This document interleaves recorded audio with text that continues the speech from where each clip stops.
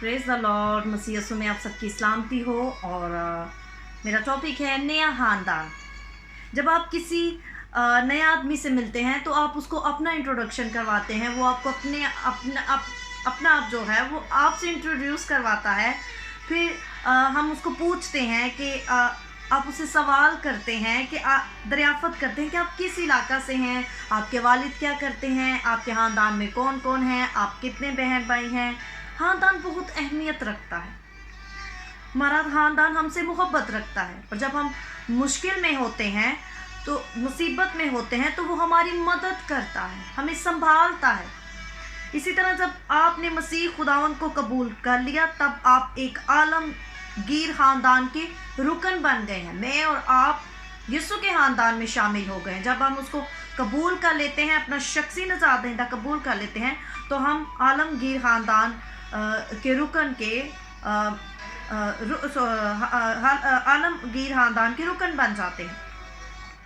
हर मुल्क में आपके बहन भाई हैं। वो किस तरह से? तो इस तरह से कि उनमें से बाज़ जिन्होंने यीशु को कबूल कर लिया वो मसीह में हमारे बहन भाई हैं।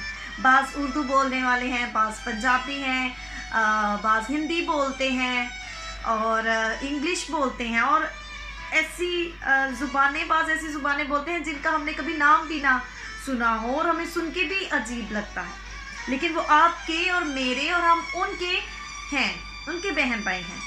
उनकी और ईमानदारों का बाप कौन है? बाइबल मुकद्दस फरमाती है कि जितनों ने उसे कबूल किया उसने उन्हें खुदा के फर्जंद बनने का हक बख्शा। आमीन।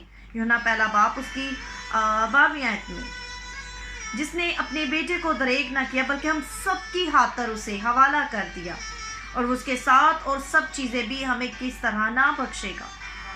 तो हमें ये जानने की और याद रखने की ज़रूरत है कि हम एक नए ख़ानदान में आ चुके हैं।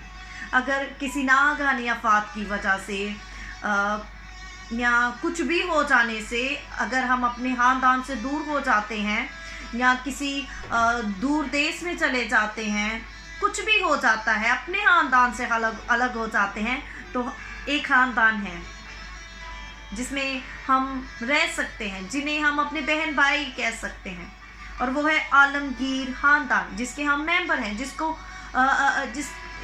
जिसके रुकन ऐसे बने हैं कि उसमें सिर्फ एक ही तरीक़ा से हम उस आलमगीर ख़ानदान के हम हिस्सा बन सकते हैं, और वो सिर्फ़ और सिर्फ यीशु को अपना निजात दहिंदा कबूल करने से हम आलमगीर ख़ानदान के रुकन बन सकते हैं।